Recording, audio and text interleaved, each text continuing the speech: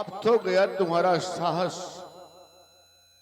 हरे देश देशांतर से आए हुए नेपालो, कहां चली गई तुम्हारी वो वीरता, कहां चली गई तुम्हारी वो रणधीरता, और कहां चला गया तुम्हारा वो बल। सभी महिपाल शिरियत हो गए। अगर आप लोग शिरियत हो गए थे तो मेरी मिथिला का परित्याग कर देते, छोड़ देते मेरी मिथिला को और चले जाते यहां से। लेकिन नहीं, आप लोगों ने ऐसा नहीं किया। देख लो मिथिला वासियों, देख लो इन महिपालों की ओर।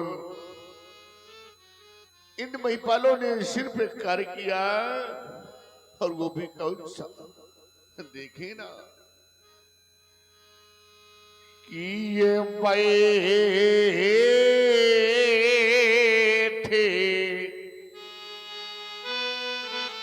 नीजे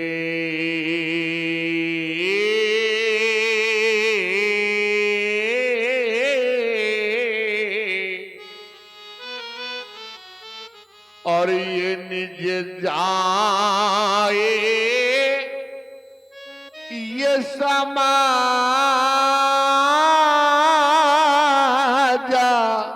काबू, जब ये सीरी हत भाई।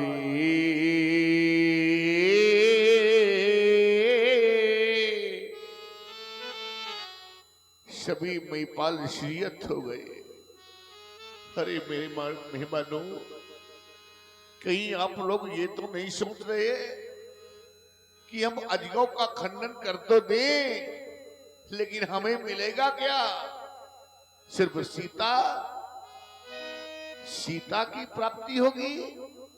अरे नहीं नहीं मेरे मेहमानों, सिर्फ सीता ही नहीं, अगर आपके द्वारा अजगों का खंडन किया गया तो जानते हैं आपको क्या क्या प्राप्त होगा?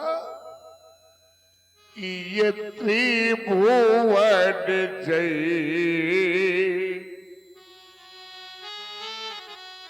तीनों लोकों की जय आपको मिलेगी। अगर आपने अजगों का खंडन कर दिया तो क्या मिलेगा? कि ये त्रिभुवन जय और ये समेते पैदे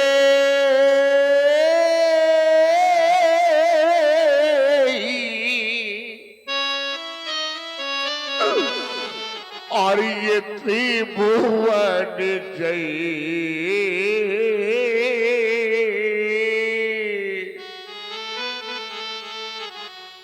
संसार में ऐसा कौन पिता होगा मेरे बंधुओं? संसार का प्रत्येक को पिता और संसार की प्रत्येक को मां यही तो चाह करते हैं, भगवान से प्रार्थना करते हैं, मंदिरों में जाते हैं, देवालय में जाते हैं और परमात्मा से प्रार्थना करते हैं कि हे ईश्वर, कब अपने न हाथों से बेटी का कन्यादान करूंगा। मैं अपनी बेटी को डोली में बिठा के कब विदा करूंगा।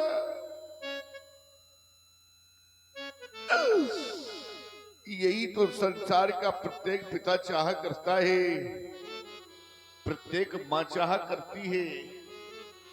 लेकिन आज मेरा सब कुछ समाप्त हो गया। देख लो मेरे बंधुओं, क्या क्या नहीं सोचा था मैंने, कितने सपने सजोए थे मैंने कि अपने हाथों से अपनी बेटी का कन्यादान करूंगा, बेटी को डोली में बिठा करके विदा करूंगा। पर हाय रे मेरे भाग्य, आज ये क्या हो गया? हम कहीं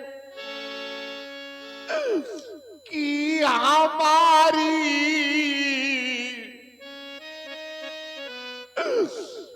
ये दुलारी रही।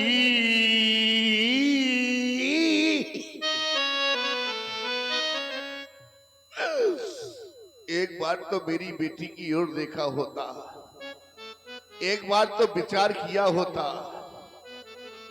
मेरे मेहमानों, हम कहें कि हमारी ये दुलारी रही,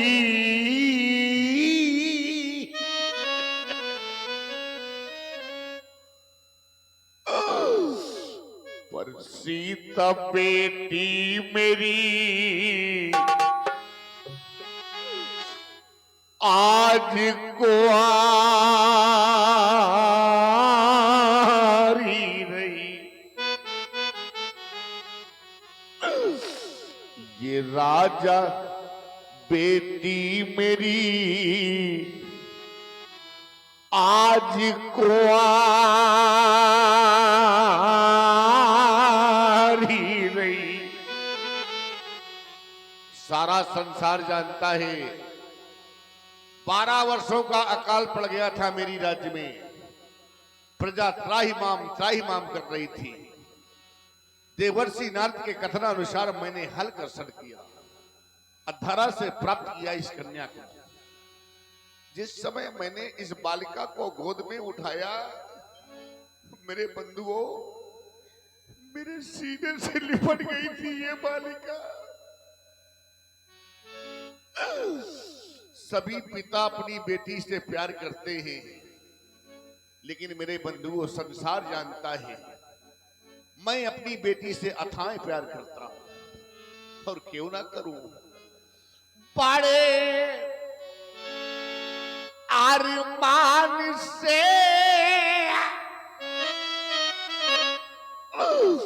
मैंने पाली सिया,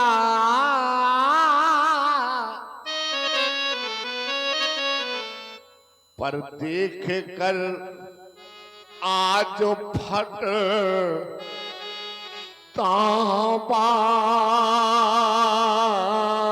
ताबाराइया। हाय मती मेरी ये कैसी मारी गई, आज मती मेरी ये कैसी मारी गई। और सीता बेटी मेरी आज कुंवारी रही। देख रहा हूं इस समाज में बहुत से ऐसे पिता बैठे हैं जिनके घरों में बेटियां हैं, बहुत सी माताएं बैठी हैं जिनके घरों में बेटियां हैं।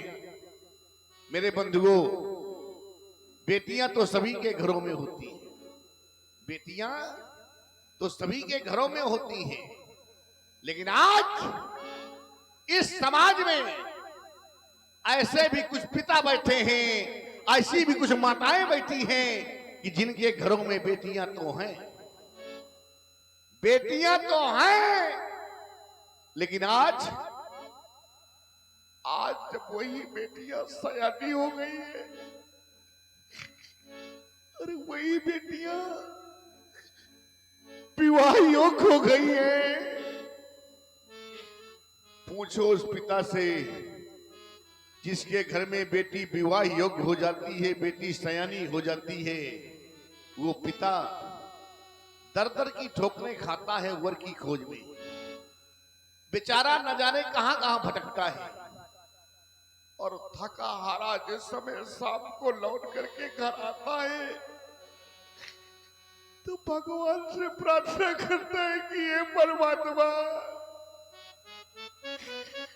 मैं कब तक यूं भटकता रहूंगा, मेरी बेटी के योग्य वर कब मिलेगा?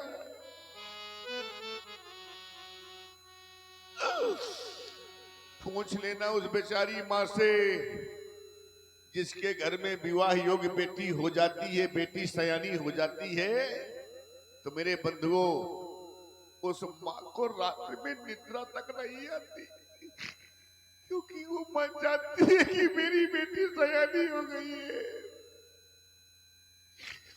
क्या जाने वो लोग कौन लोग, ऐसे लोग नहीं जाना करते मेरे बंधुओं।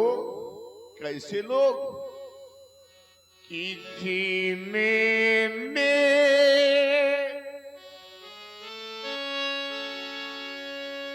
ये कन्या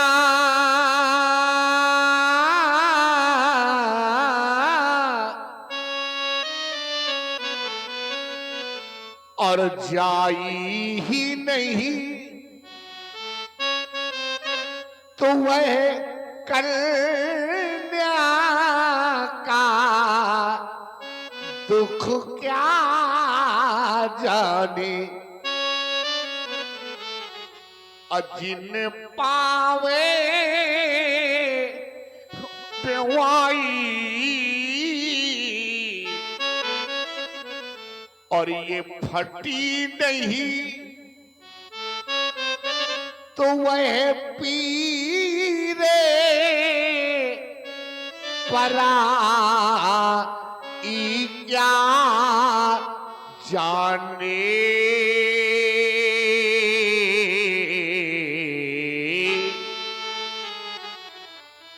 क्या जाने वो लोग जिनके घर में बेटी ही नहीं है, जिन्हें भगवान ने बेटी ही नहीं दिया है, वो क्या समझेंगे दूसरी की बेटी का दर्द, किसी पिता की वेदना को।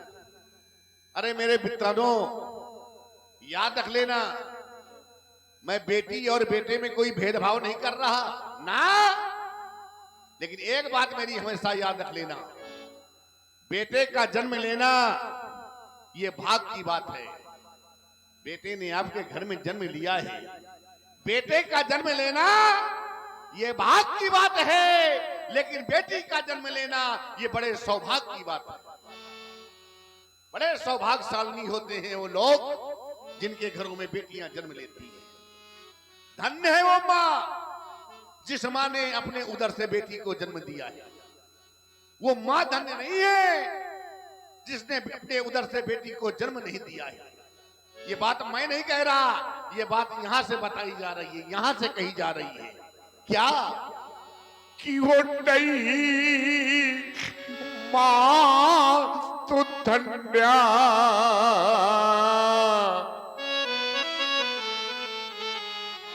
जो ये कन्या नहीं है। वो मां धन्य नहीं है, उस मां की कोख धन्य नहीं है जिस मां ने अपने उदर से बेटी को जन्म नहीं दिया। तो मेरे बंधुओं कि वो नहीं मां तो धन्य जो ये कन्या नहीं है। अजने पात कन्या सुधन न्या वही है। वो धन्य है मां जिसने अपने उदर से बेटी को जन्म दिया है। वो पिता धन्य है जिस पिता ने अपनी बेटी की उंगली पकड़ करके चलना सिखाया है। वो कुल धन्य है जिस कुल में बेटी ने जन्म लिया है। मेरे बंधुओं, सबने देखा होगा और सभी के घरों में होता है, लेकिन आज इस मंच के माध्यम से मैं आपको एक दृश्य दिखा रहा हूं। देख लो आप सभी लोग, अभी तक आपने नहीं देखा होगा, मैं दिखा रहा हूं आज। देख लें आप सभी लोग, सबने देखा होगा, सभी के घरों में होता है। याद करो वो क्षण अपने जीवन में पीछे मुड़ करके जाइए और याद करिए। आप सभी लोग याद करिए उस क्षण को, जिस क्षण किसी ने अपनी बहन को तो किसी ने अपनी बेटी को डोली में बिठा करके विदा किया होगा ना, सबने किया होगा। उस भावुक क्षण को याद करिए कि जिस समय सारा परिवार एकत्रित होता है, बेटी विदा होकर के जाती है तो सारे परिवार की आंखें नम होती है, सारा परिवार रोता है। लेकिन आपने एक बात नहीं देखी होगी, जिस समय प्रथम बार, वो पहली बार बेटी अपनी ससुराल को जाती है मेरे बंधुओं, तो जानते हो सबसे पहले वो बेटी अपनी उस मां के पास जाती है जिस मां ने उसे जन्म दिया है। धीरे धीरे कदमों से चलती हुई जिस समय मां के समीप पहुंचती है, मां को बेटी देखती है तो दौड़कर मां के सीने से लिपट करके बेटी फूट फूट करके रोने लगती है।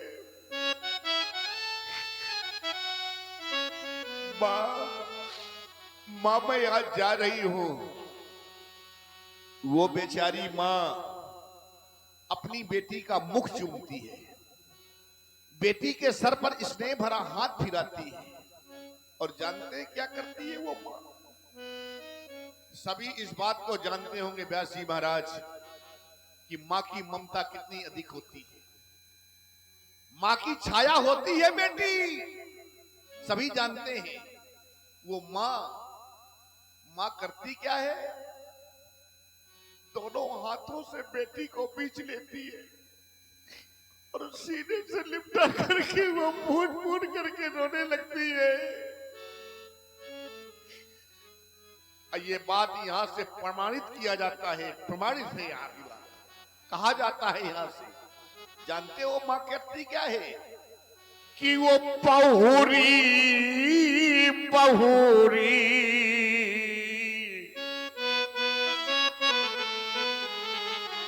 अब रोए मातारी।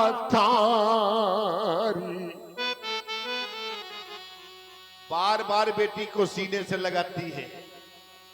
लोग छुड़ाते हैं, छोड़ो अब विदाई का वक्त आ गया है, लेकिन वो बेचारी मां, जिस मां ने अपने कोख से बेटी को जन्म दिया है, वो मां करती क्या है? कि बहुरी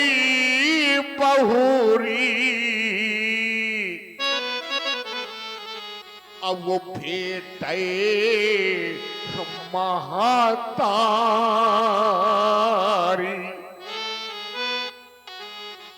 बार बार बेटी को सीने से लगाती है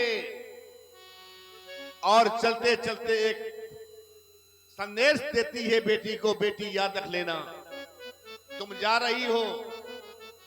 एक दिन दुल्हन बन करके मैं भी इस घर में आई थी, मैं भी दुल्हन बन करके आई थी, आज दुल्हन बन करके तुम जा रही हो। एक शीश मेरी मां ने मुझे दिया था, आज मैं वो सीख तुम्हें दे रही हूं, गांठ में बांध लेना। अगर मेरी सीख को स्वीकार कर लोगी तो जीवन तुम्हारा मंगल से भर जाएगा, कभी अमंगल नहीं होगा, याद रख लेना। जानते हो मेरे बंधुओं, वो बेचारी मां क्या कहती है अपनी बेटी से? वो मां सिर्फ यही कहती है कि इस घर को स्वर्ग बनाया है। जिस तरह से यहां चहकती रही हो, मैं चाहती हूं बेटी कि इसी प्रकार अपनी ससुराल में चहकती रहना, सब कुछ चहकाती रहना, कोई उगलाएगा ना दे पाए। इस घर को स्वर्गे बनाया है, तो उस घर को स्वर्ग बना देना, और सौगंध तुम्हें मेरी बेटी कि मेरे दूध की लाजे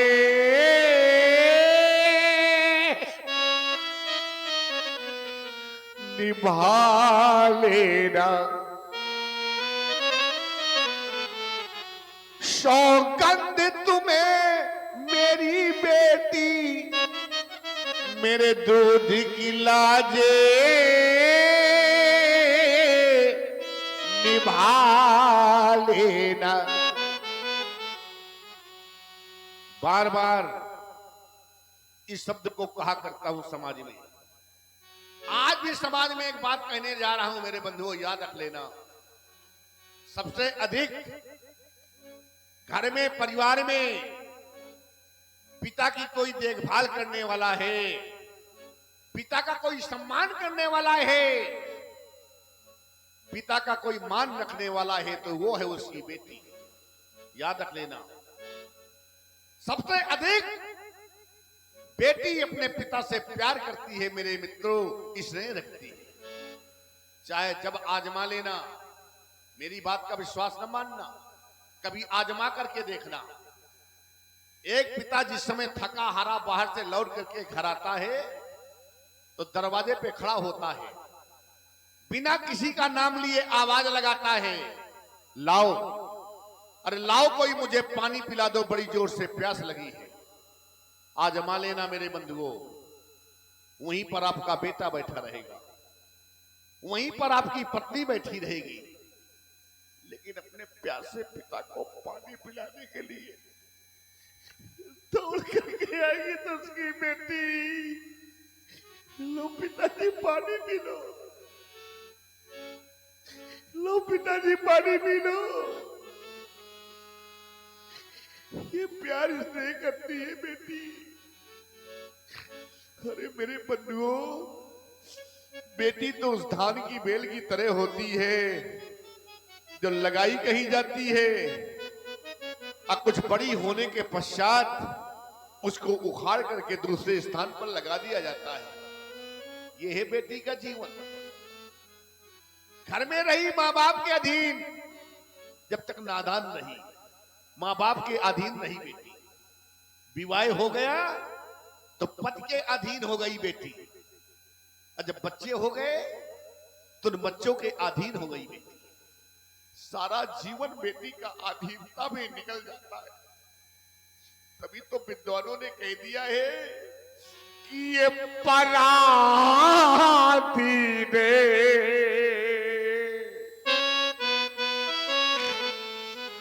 और सपन्यों सुख नाई।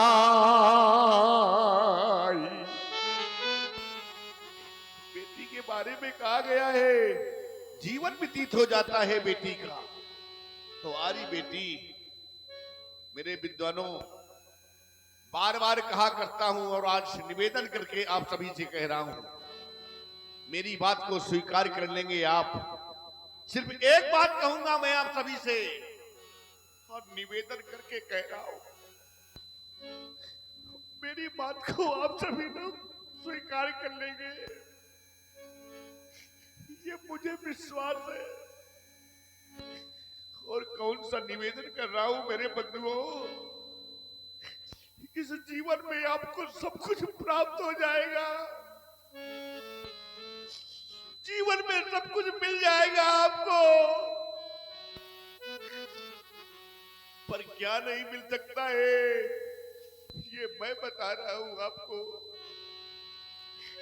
कि जीवन में मिल जाएंगे ये धारा में आकार में हजार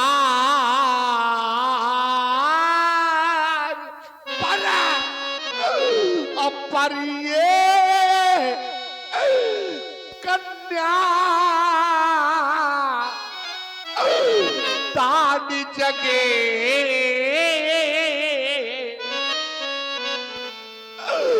अब मिले न बारंबार।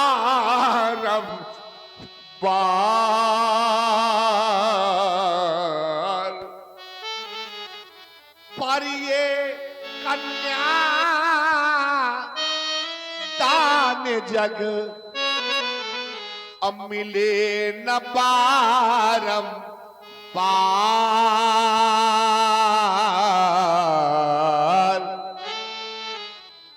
जानते हो इस बात को मुझे क्यों कहना पड़ा? मैं बता रहा हूं, बड़े बड़े धनवानों को मैंने देखा है, बड़े बड़े पूंजीपतियों को मैंने देखा है। एक धनवान ऐसा भी व्यक्ति था मेरे मित्रों, एक धनवान ऐसा भी व्यक्ति था जिसे मैं बड़े करीब से जानता था, बड़े करीब से जानता था। घर उसके आता जाता था। मैं धन कमाने में व्यस्त हो गया, भूल गया कि मेरे घर में एक मेरी बेटी भी है। धीरे धीरे बेटी सयानी होती चली गई। अब वो धन कमाने में व्यस्त हो गया। मेरे बंधुओं, इतना धन कमाया उसने कि बेटी सयानी हो गई। अब वो धन कमाता रहा, धन कमाने में व्यस्त रहा, बेटी की ओर ध्यान नहीं केंद्रित किया। याद रख लेना, जब कभी देहातों में, गांव में बेटी की आयु अधिक हो जाती है तो लोग तरह तरह की चर्चाएं करने लगते हैं। ये हमारा समाज तरह तरह की लोग चर्चा करने लगते हैं कि भैया फला की बेटी तो सयानी हो गई है, इसका विवाह क्यों नहीं हो रहा? लोग ताने मारने लगे।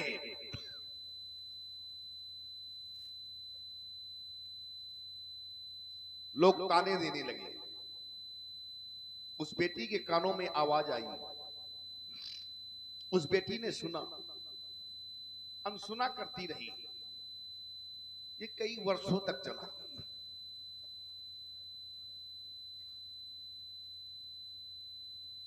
अनसुना करती रही। लोग ताने मारना बंद नहीं किया। मेरे बंधुओं, जानते हो, एक दिन उस फूल सी बेटी ने, उस बिटिया ने, जानते हो क्या किया? जब लोगों के ताने नहीं सुन सकी तो उस बेटी ने आत्मदाह कर दिया, अपनी जीवन लीला को समाप्त कर डाला। अब जरा विचार करिए आप लोग,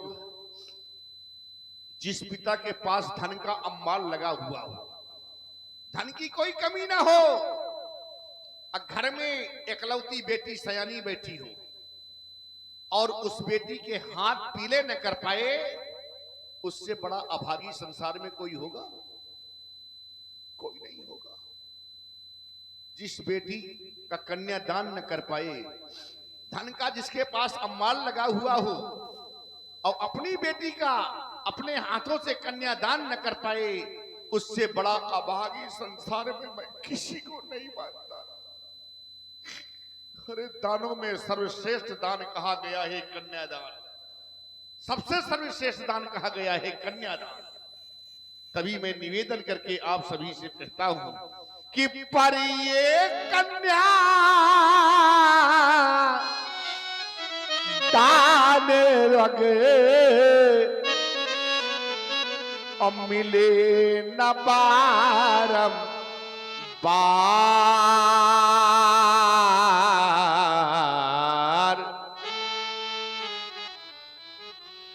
लोग कह देते हैं बेटी पराया धन है। भैया, बेटी पराया धन है। वाह! इस बात को कहने वालों, मेरे विद्वानों, कहते हैं भैया बेटी पराया धन है, बेटी पराया धन है।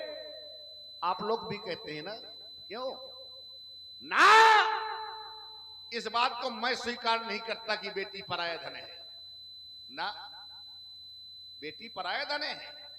अगर बेटी पराया धन है तो क्यों देते हैं लोग दान, क्यों करते हैं कन्यादान? जब पहले से उसको मान लिया कि बेटी पराया धन है, व्यास जी पहले से मान लिया कि बेटी पराया धन है, और जब बेटी पराया धन है तो पराये धन का दान कैसा? क्यों करते हैं कन्यादान, क्यों देते हैं फिर दान? ना, गर्व से कहिए इस बात को कि बेटी पराया धन नहीं, बेटी हमारा धन है, हमारा धन है बेटी। अगर मैं आपकी बात को कहीं से स्वीकार भी कर लूं, आपकी बात को मैं कहीं से मान भी लूं, तो मेरे विद्वानों एक बात मेरी हमेशा याद रख लेना। और वो कौन सी बात? कि बेटी लाख है ये पराया धन।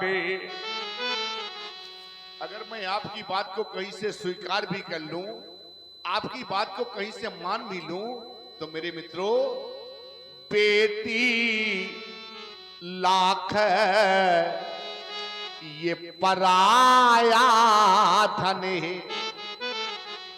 पर वो है धय का टुकड़ा होती है, और वो किस्मत वाले होते हैं कि जिनके घर बेटी होती है। एक जगह एक सज्जन दौड़ करके मेरे पास आया, अब बोला महाराज उतनी देर से आप बेटी बेटी की रट लगाए हैं, बेटी माने क्या? बेटी माने कुछ नहीं।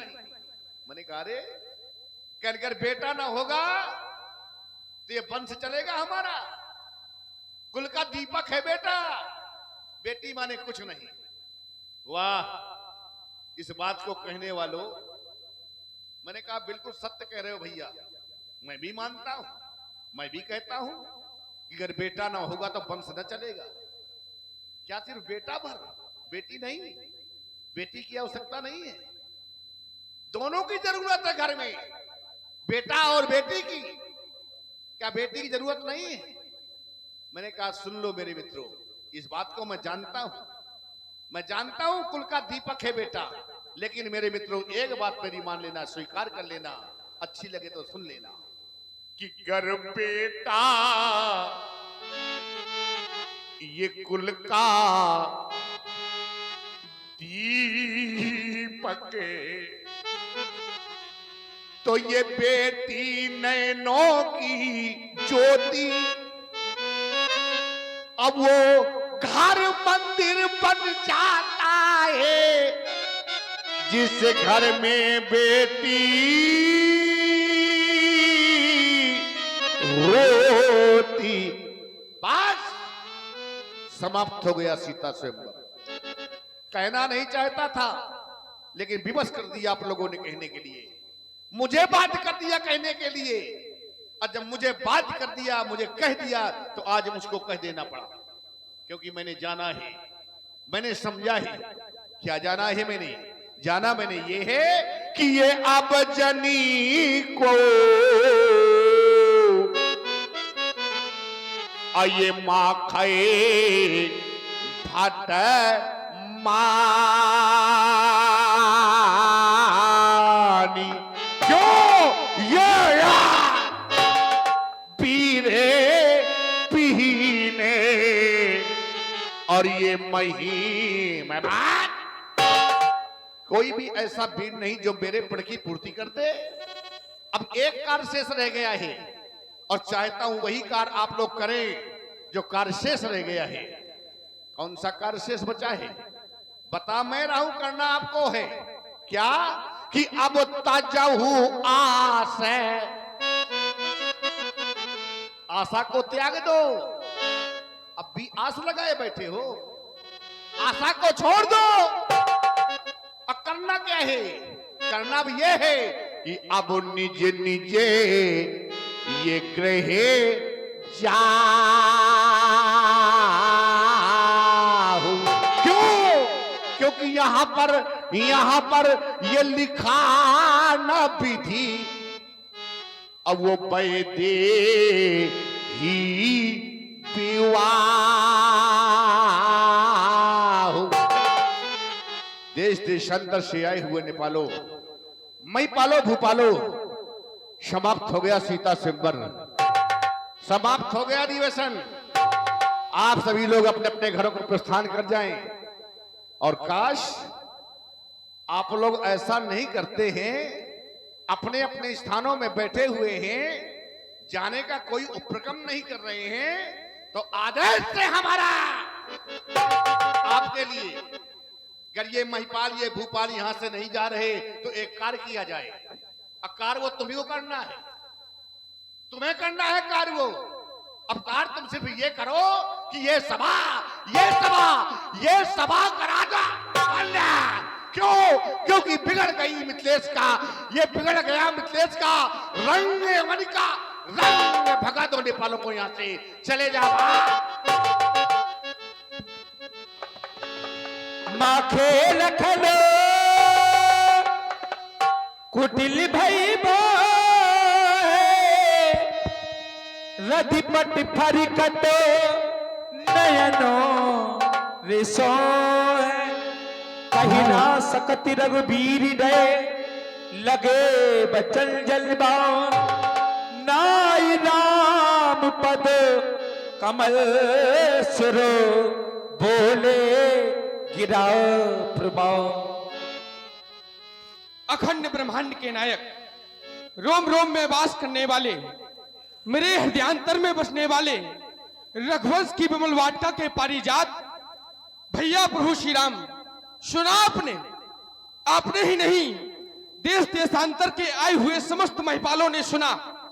एक योगी राज के द्वारा इस सभा के मध्य घोषणा की गई।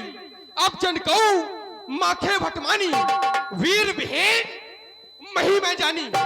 इनके कथानुसार ये वसुंधरा वीरों से खाली है। जिस समय हम अमराई में आए, हमने गुरुदेव भगवान से पूछा, यदि कोई मर्मज्ञ ज्ञानी, धर्मज्ञ ज्ञानी, कर्मज्ञ ज्ञानी बनना चाहता हो तो उसे करना क्या होगा? तो गुरुदेव ने बताया, मानव शरीर में 3 नाड़ियां होती हैं, इला, पिंगला, सुषुम्ना। इन 3 नाड़ियों को जब प्राणी अपने वशीभूत कर लेता है तो यम, नियम, आसन, प्राणायाम, प्रत्याहार, ध्यान, धारणा, समाधि, अरे अष्टांग योग के द्वारा नाभि चक्र से ले जाकर आज्ञा चक्र तक ले जाता है। अरे तब कहीं जाकर एक ऐसे मर्मज्ञ ज्ञानी, धर्मज्ञ ज्ञानी, कर्मज्ञ ज्ञानी का जन्म होता है। फिर सोचा, पूर्ण नार, सौभाग्य सूचि संता, धर्मशील, ज्ञानी गुणवंता, इस मिथिला के पूर्ण नार, धर्मवान, ज्ञानवान, गुणवान है। चलो वहां का राजा कैसा होगा? लेकिन प्रत्यक्षम किम प्रमाणम, प्रत्यक्ष में प्रमाण की आवश्यकता नहीं। इनके द्वारा एक कथन रखा गया। जिस समय बंदी जनों के द्वारा यह घोषणा कराई गई, बोले सुनो, सकल महिपाल, मही अर्थात पृथ्वी, पाल अर्थात रक्षक, जो पृथ्वी का रक्षक है वह एक राजा। और जो राजा यहाँ आए हैं, जो इस धनुष को उठाएगा, चढ़ाएगा, 2 खंडों में परिवर्तित करेगा, तो जानकी उसके गले में जयमाल डालेगी। जब राजाओं ने यह सुना तो प्रयास किया, भूप से 10 कई बारा लगे उठावन, तरई न तारा। और एक नहीं 10,000 राजा एक साथ लग गए, लेकिन ये अजगौ ना उठा। और महाराज, जब ये अजगौ ना उठा तो जनक जी के द्वारा